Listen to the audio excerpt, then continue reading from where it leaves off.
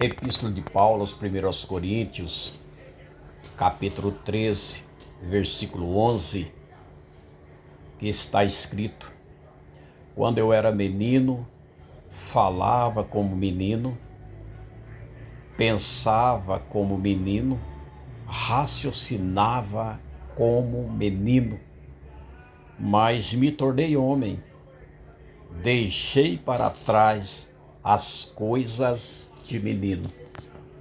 Essa, para mim, é uma das mais belas histórias da Bíblia Sagrada. Orientação prática do apóstolo Paulo para as pessoas de meia idade, para os idosos. A idade chega para todo mundo, né? Iniciando a parte A do versículo: quando eu era menino, falava como menino. Eita, menino fala o que vem na boca para falar, né? Fala o que vem na boca. Pensa muito para falar, não. É coisa de menino. Menino promete, mas não cumpre. Fala que vai fazer, mas não faz. Fala que foi para a escola, mas não foi. Faz uma arte, mas não fez. Sai de casa escondido para ir na casa do amiguinho.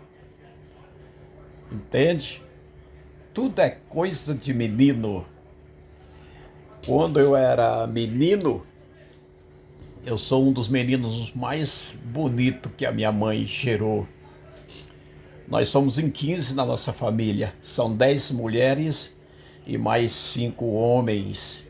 E sendo eu o mais velho dos homens.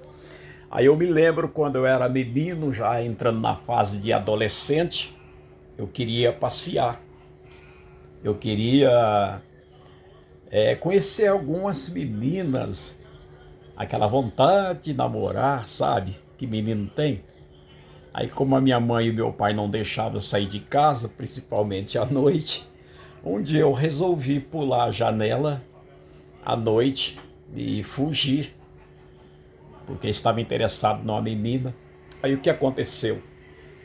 Assim eu fiz. Minha mãe e meu pai não viram eu pular pela janela e ir. E naquele tempo não existia lamparina, não existia energia elétrica. Aí quando estou lá na casa da menina, todo empolgado, fiquei o tempo todo lá, umas 2 horas mais ou menos, mas não dava coragem de conversar com a menina. Só conversava com o pai da menina.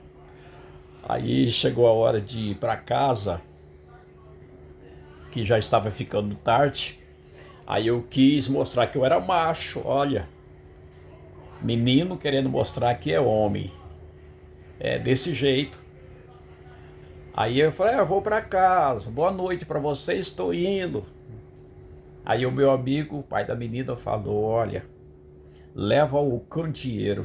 Candeeiro era um lampião que a gente usava na época, uma lamparina, uma garrafa de cerveja, e a gente colocava óleo diesel, colocava um pavio e colocava fogo, clareava bem, dava para ver o caminho.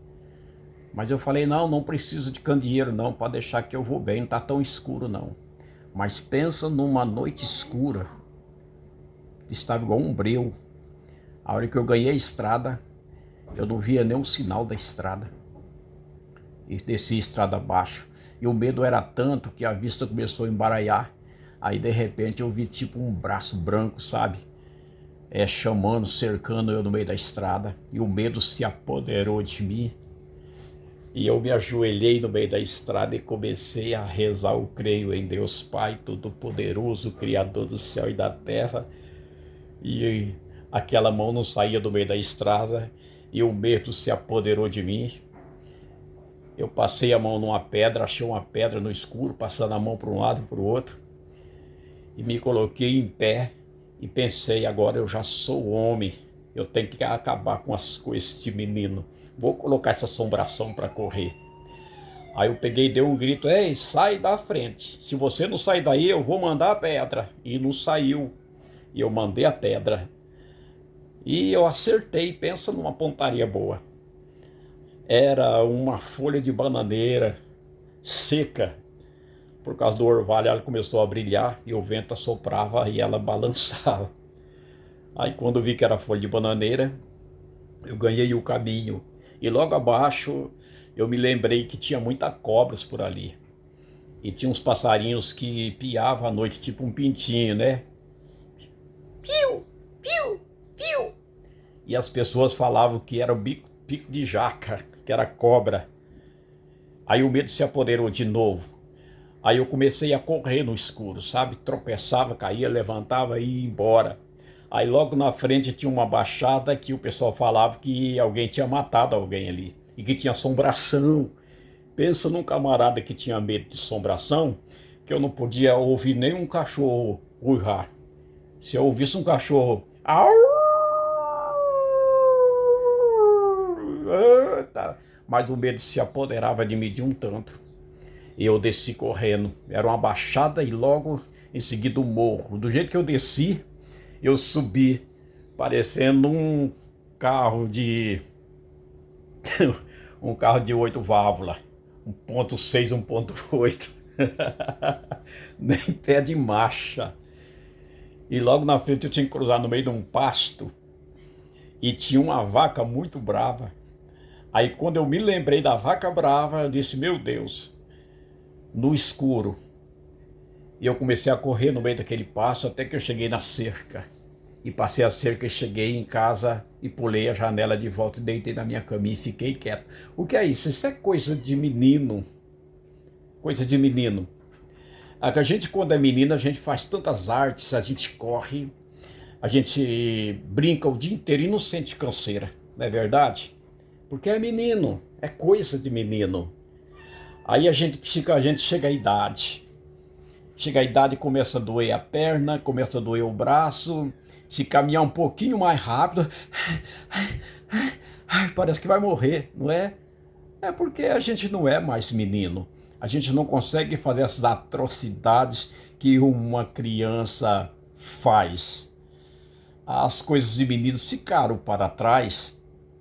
Agora a gente adoece, a gente enfraquece, a gente trabalha, mas sente canseira. E a gente começa a sofrer, a depender de alguém para cuidar da gente, para ajudar, para dar um remedinho, para levar para o médico, não é verdade? E como o idoso fica queixoso com isso, né? Porque o idoso não gosta de depender de ninguém. Se o idoso falar para você que gosta de depender de alguém, ele está mentindo, porque ele não gosta. Por que ele não gosta? Será, hein? Sabe por quê? É porque desde criança, desde pequeno, ele é acostumado a lutar, a trabalhar para tratar dos filhos, para tratar da esposa. Ele é preocupado com o futuro. Então isso já está impregnado nele.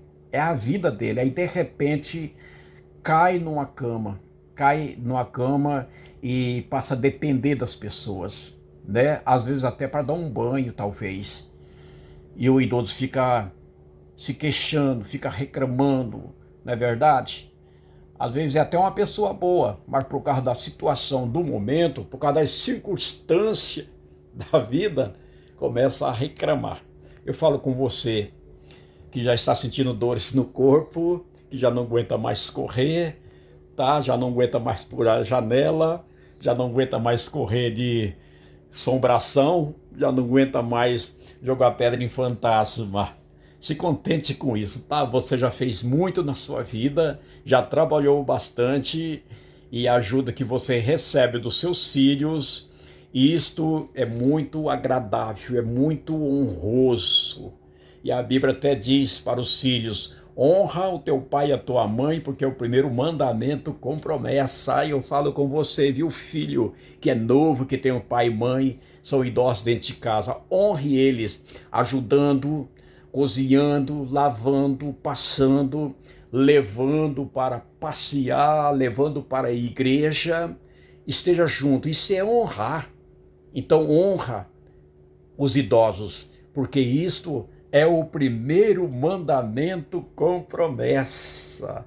Amém? Que Deus abençoe a sua vida, idoso e idosa. Fica aí minha palavra, a minha orientação para você. E sabendo que eu já estou inserido no time de vocês, está no grupo de vocês. Que Deus abençoe a mim e Deus abençoe a você também com toda sorte de bênção, em o nome do Senhor Jesus. Deus abençoe a sua vida.